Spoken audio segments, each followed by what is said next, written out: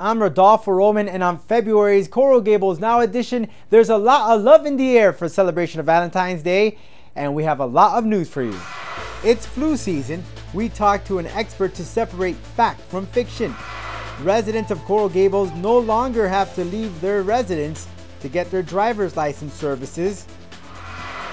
And lastly, enjoy music and lunch. We've got the details. Coral Gables Now starts right now.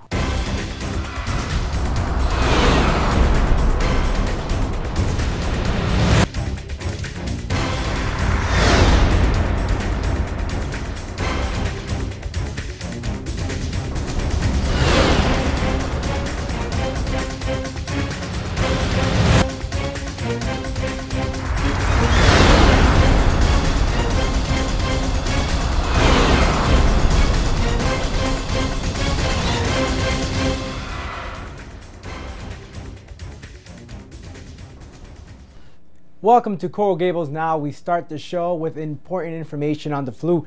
Some reports are calling it the worst flu season in Florida in 10 years.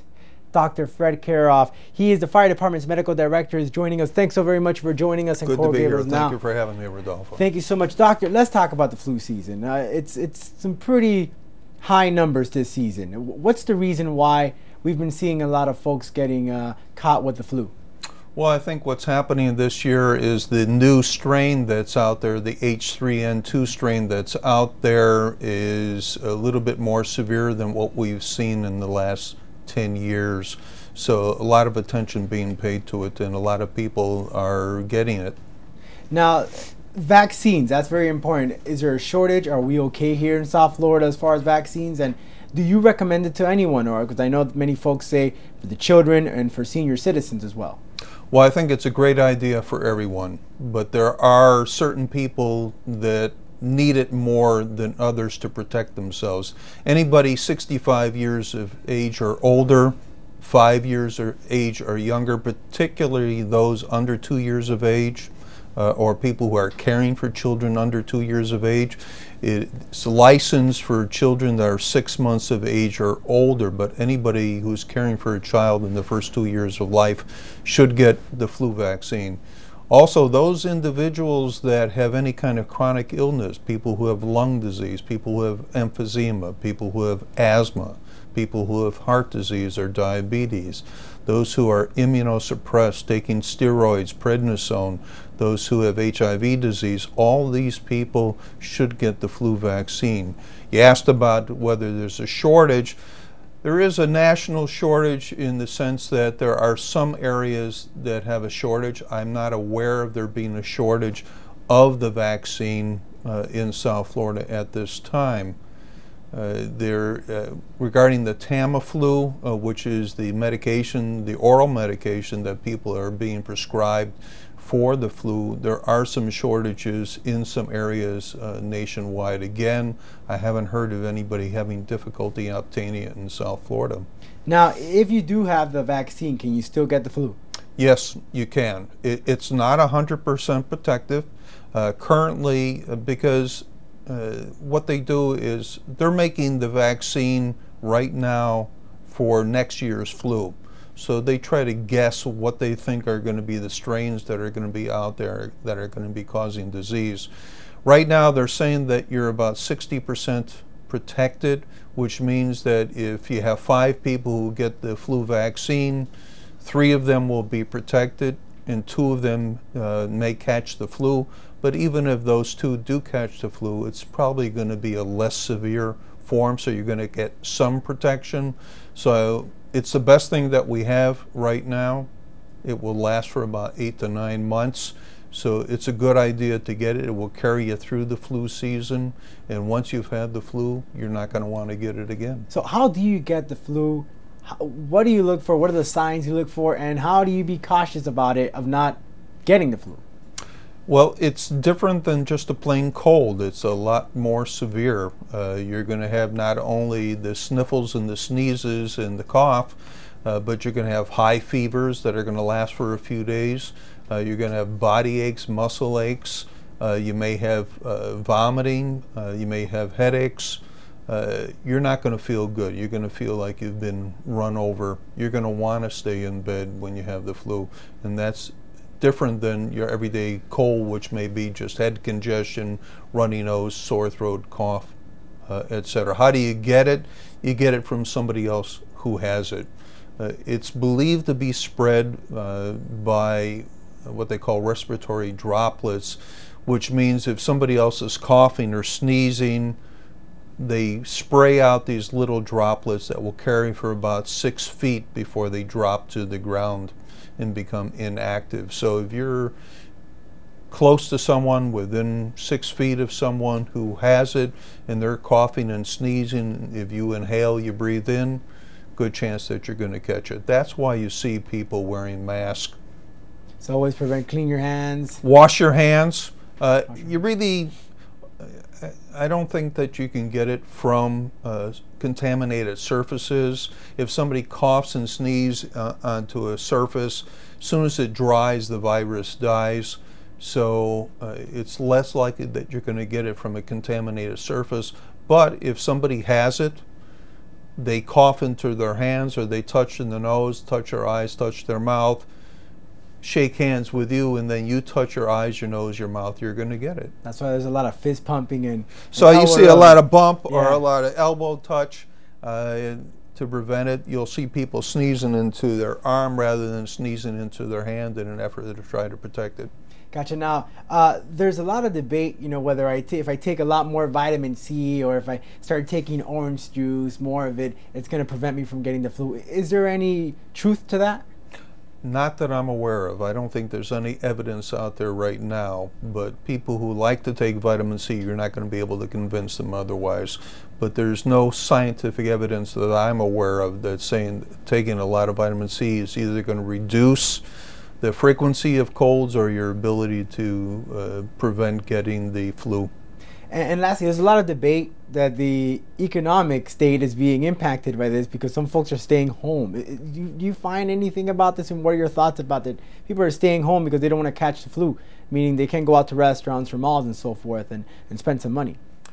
Well, certainly when the H1N1 was around back in 2009, it had a significant negative impact. I haven't seen that to be the case yet or heard it to be the case this year, but it definitely has a negative impact. The recommendation is that if you are sick, to stay home and not spread it around. So that will have a negative impact. Whether people are staying home because they don't want to get it is another issue unto itself, but I haven't heard that happening. Well, Dr. KR, thank you so very much. Appreciate it. We're going to do the fist bump. Thanks so very much. The more of the story is take care of yourself, wash your hands, and be cautious of the flu season. We'll be right back with more on Coral Gables Now.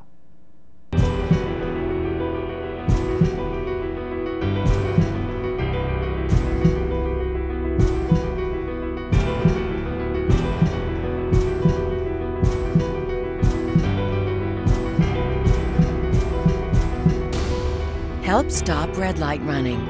Go to stoponred.org to support intersection safety programs in your community. The life you save may be the one you love.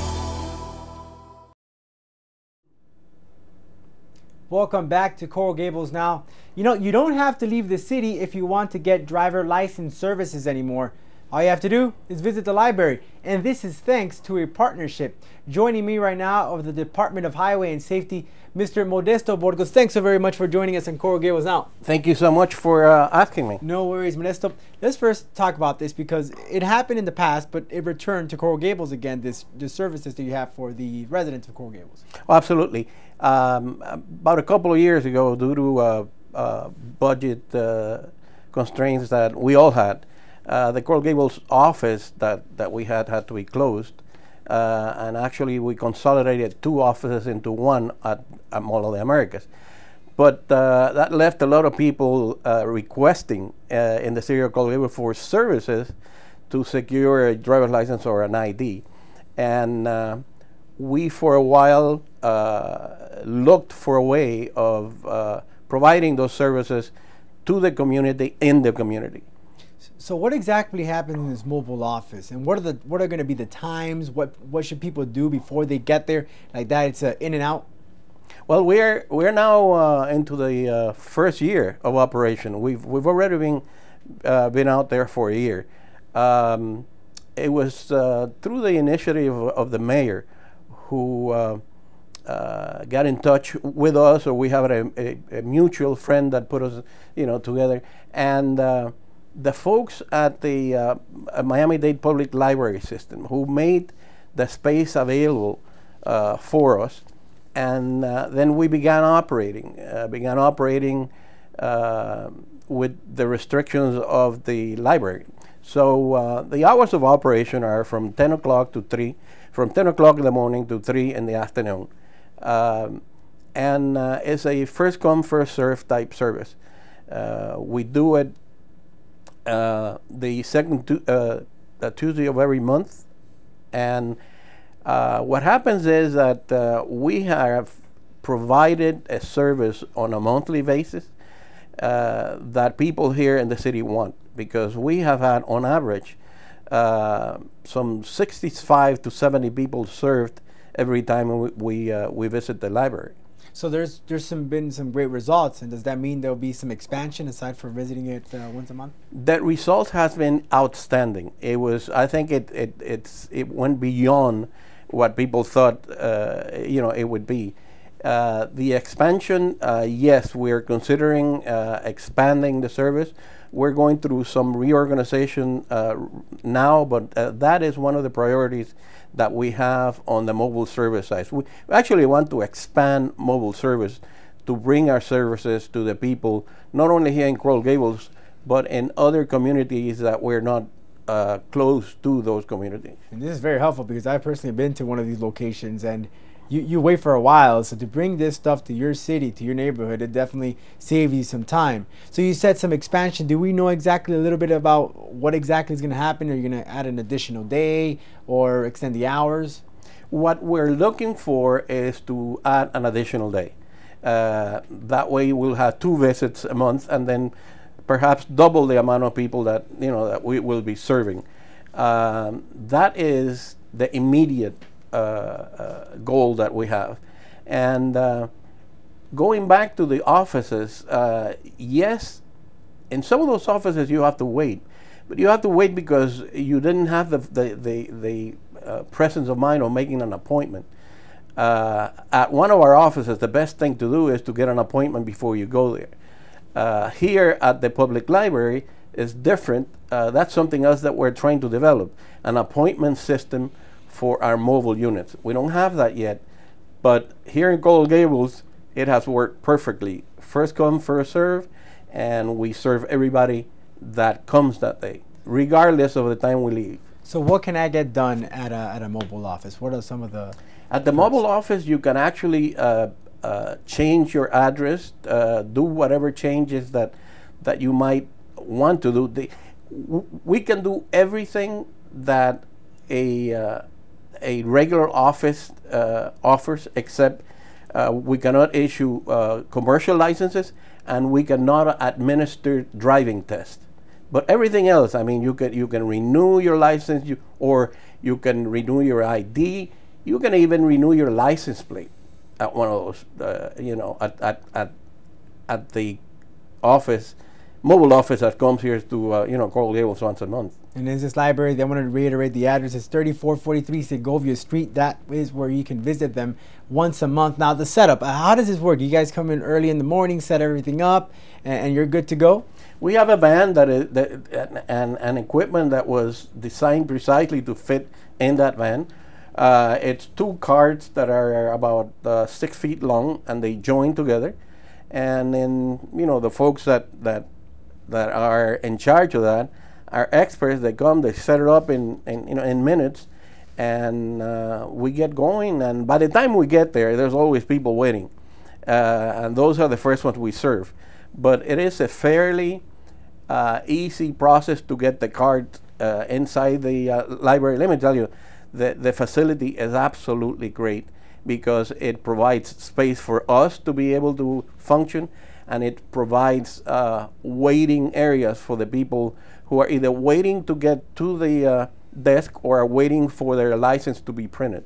Now, prior to going to the mobile office, folks should be aware of certain things that they should bring, and they can visit gathergoget.com, correct? Absolutely. That website provides all the information about the documentation requirements that are part of the Real ID Act of 2005, when all the states are supposed to or were ordered to have equal information in all of their driver's licenses. Well, Mr. Burgos, I really appreciate your time here to come in on Coral Gables Now, the Department of Highway and Safety. And for you guys watching at home, the address of the library is 3443 Segovia Street, and you can visit a list of documents. You find all the information there. What you need to bring is at gathergoget.com. Now, coming up next on Coral Gables Now, why a best-selling author picked Coral Gables to kick off his new book tour. A new service at City Hall will make renewing your passport easier. I have that story and more coming up on City News.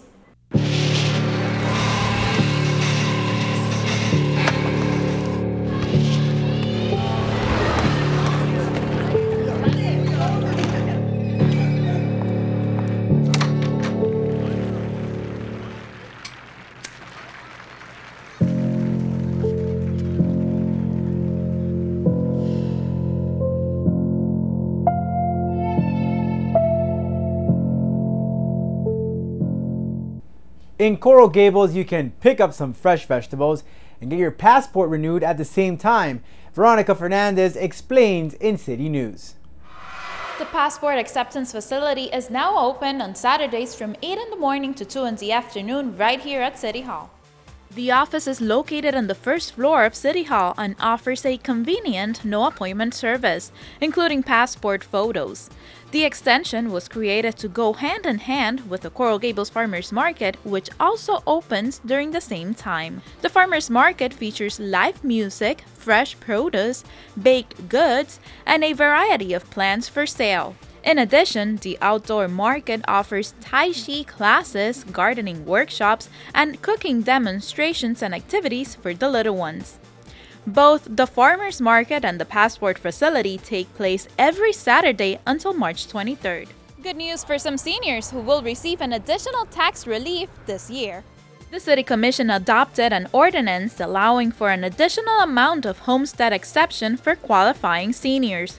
Seniors who qualify for the extra $25,000 senior exemption must be 65 or older, who have maintained a permanent residence in Coral Gables for at least 25 years, and a market value less than $250,000. This is the third consecutive year Coral Gables residents see a lower mileage rate and a decline in their property tax. While voters approved the extra exemption to Florida's Constitution this past November, it is up to each municipality to adopt the senior exemption. In other news, recently, the City Commission and the Coral Gables Chamber of Commerce joined forces to highlight the importance of small businesses to help local businesses succeed. Small businesses are the backbone of the American economy, creating 2 out of every 3 jobs in the private sector. By shopping small, we support our local businesses that create jobs, boost the economy, and preserve neighborhoods across the country. The Coral Gables Chamber of Commerce was the lead local organization during Small Business Saturdays this past November, a program presented by American Express. Highlights of the day included the participation of nearly 60 small businesses, a proclamation by the City of Coral Gables, and the presentation of a $2,500 check to the Coral Gables Community Foundation to create a small business enhancement fund. As part of this initiative, Mayor Jim Kaysen and members of the Coral Gables Chamber of Commerce visited Essence Boutique and Books and Books. That's all I have. Back to you. Thanks, Veronica. Best-selling author and Coral Gables resident James Grippando just released a new thriller. Tanya Leeds caught up with him as he started his book tour. Tanya, Did he include any Coral Gables location in this new book? I'm here at the University of Miami in Coral Gables, which is actually one of the locations featured in James Grapando's latest novel, Blood Money. I was able to have the opportunity to speak to him one-on-one and talk to this Coral Gables resident and also New York Times bestseller. James, you always tend to feature Coral Gables locations in your novels. You know, how does the University of Miami play a role in this new book? Blood Money is my 20th novel. I think probably about 2/3 of them are set in Florida, and I live in Coral Gables, so I write what I know. University of Miami here, I've featured the mostly aspects of the campus that fit into students' lives, because one of the characters in Blood Money is a University of Miami student. So I feature the Wellness Center, I feature the Fraternity Row over by the baseball center. I feature the Low Art Museum, which I think is a wonderful museum a lot of people don't know about. And if you just back up a little bit, a lot of people don't even know that the University of Miami is actually in Coral Gables. It's beautiful here. It has a great Coral Gables feel to it, and that's what I like to expose people to in my writing. So tell us a little bit about this new novel and what inspired you to write Blood Money. It was inspired by a woman who, if you go back in time and remember the Casey Anthony trial, which was a very unpopular, controversial verdict, a woman accused of killing her 2-year-old daughter. But what people don't focus on, and this is where the University of Miami campus setting came in, is that they didn't focus on what happened after the trial. And there was a young woman who lived in Oklahoma who looked just like Casey Anthony, and she was run off the road, nearly killed when her car flipped over 2-3 times because of this hysteria that kind of gripped the country, really, after the Casey Anthony verdict. I twisted that around a little bit. I made the victim of that misidentified attack a student here at University of Miami, which is kind of that girl out in Oklahoma was a young student, a young mother. So I've just transplanted that incident to right here in South Florida. Debuting Blood Money is a milestone for Grapando, being his 20th novel. He recently appeared on national television on MSNBC's Morning Joe as part of his publicity tour, but his debut has always been here in Coral Gables. Every single novel that I've written, the debut of the publicity tour has been at Books and Books. Usually the book is just launched, so there's that excitement of it. You know, you can listen to music, have a glass of wine, and learn something new about the latest James Grapando novel. So it was a great, great night. And if you missed a book signing, there are still some autographed novels of James Grapando's Blood Money here at Books and Books in Coral Gables. For Coral Gables Now, this has been Tanya Leitz. Back to you in the studio, Rodolfo. Thanks, Tanya. Now, do you want to grab and enjoy some lunch and listen to a free music concert? I've got the details after the break. Take a pop quiz with me. In what film did I feel a need for speed? What was my call sign? Who did I sit behind in the F-14? Oh, and one more question. Who does your kid sit behind in homeroom? Know what really matters. Know about your kid's school and know about your kid. Find out 100 ways to know more, do more. Welcome back. On Wednesdays, the middle of the work week, we all look forward to the weekend, but now there's a reason to look forward to Wednesdays because Jazz in the Gables is back, filling the downtown with great music. Joining us to talk about the great event is Cynthia Bird. So thank you so very much, Cynthia. Thanks for having me. Thanks for joining us here on Coral Gables. Now, Cynthia, let's talk about Jazz in the Gables. It's the 3rd year now that we have this great event. So that means I can take a break and want to grab some coffee, some great lunch. I can just go sit down in the plaza in the museum and enjoy some good music. Right. This is a joint effort that the City of Coral Gables has entered into with the Miami Jazz Co-op, the Business Improvement District. and the museum for the 3rd year, and it is meant to be an amenity for people during their lunch break. We do sell a boxed lunch for $10. It's by Lovables Catering Company. So you can pick up a sandwich and a drink and just enjoy the music. So what type of sandwiches are we talking about? Well, last week there was an assortment, turkey, I know there was tuna, I had the tuna, vegetable, so there was a wide assortment, and you can actually pre-order your meal. And they'll have it there with your name on it. Now, is this online I do this, or I call over the phone? You can call the Lovables Catering. You can either do it by email or calling them. That's good stuff. Now, you got some artists. The lineup artists is very, very good. This time around, there's some award-winning acts. How would you manage to get these guys in there? Well, the Miami Jazz Co-op is run by a guy named Rick Katz, and he does an amazing job lining up the acts. He's really trying to grow the image of jazz in the Miami area, and his organization seeks to educate people about jazz and to bring good acts here. What a perfect fit it is for Coral Gables, and to have it at the museum with jazz, culture, and especially that area in downtown Coral Gables, which is living it up when it comes to culture and art. Right. Aragon is becoming our little art district. We've got the museum, we've got the art cinema, which is wonderful if you haven't been. There's Books and Books, of course. The Dante Alighieri is a Italian cultural center is there, and they share that space with the Brazilian Cultural Center. Now, how popular has the event become? Since now you're heading to your 3rd year. I think the support is really growing. There's an adjacent office building that just started to get filled up with tenants, and HBO Latin America is located there. They're one of our sponsors this year, and they see this as a wonderful opportunity for their employees. And another wonderful sponsor we have this year is Viscano, Gitlin, and Sommerfeld, which is an accounting firm. Having the 2 sponsors this year has allowed us to rent tables and chairs and umbrellas. In the past, as it gets warmer, the sun has been an issue, so having the umbrellas is going to be great. And this runs all the way through March. Now, how did this concept come about? Who was the brains behind this great idea? I suppose I am. I thought, as you just said, that jazz and the Gables was a perfect match. We have so many wonderful classical performances available in the city, but really there wasn't a big jazz opportunity. So thought that it would be fun to try out, and people really liked it. So Cynthia, name me a couple of the artists that will be performing. We're going to get jazz, we're going to get, I guess, some Spanish jazz a little bit too. Sure. I have to look at the list here. Oh, no worries. Just take a look. Today is Sábado Gigante's guitarist Lindsay Blair. Sábado Gigante, that's a very famous Spanish show on Right, TV. I've watched it. And next week we'll have the FIU Jazz Ensemble.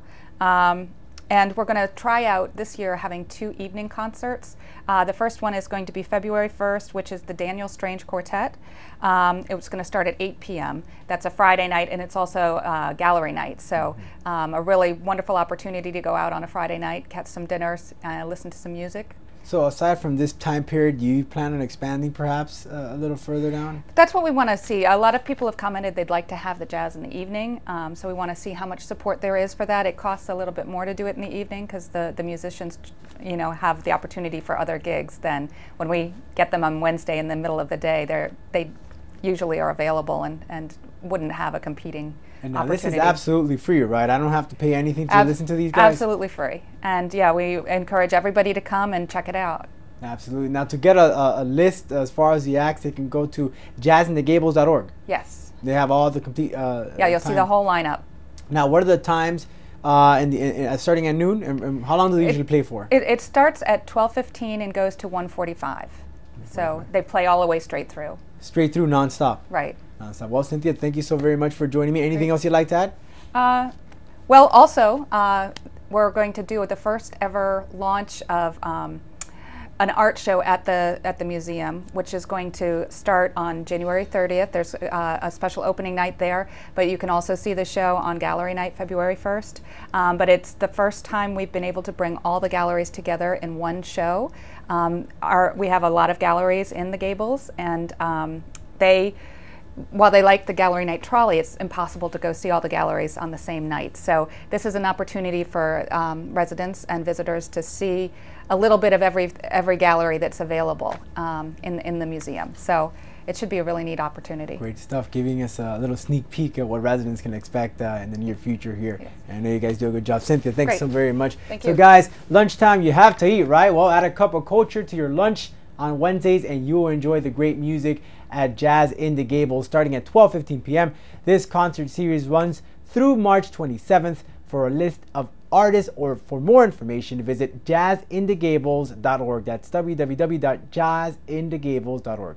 Thank you so very much, Cynthia, again, and we'll be right back with more Coral Gables Now.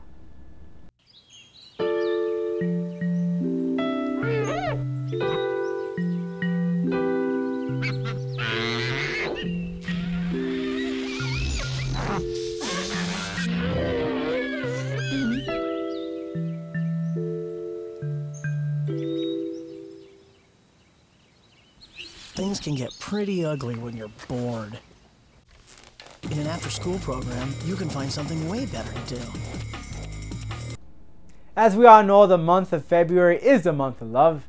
In fact, before the new year, I got engaged to my girlfriend, or now fiancée, at the Junior Orange Bowl Parade, which was a highlight in my life. But for all you folks watching us on Coral Gables Now, make sure you treat that loved one and quite well on this Valentine's Day. So whether it's a dinner out or go to the beach for a picnic, make sure you enjoy this Valentine's Day. Well, that's all we got for you on this Coral Gables Now. We'll see you next month on Coral Gables Television.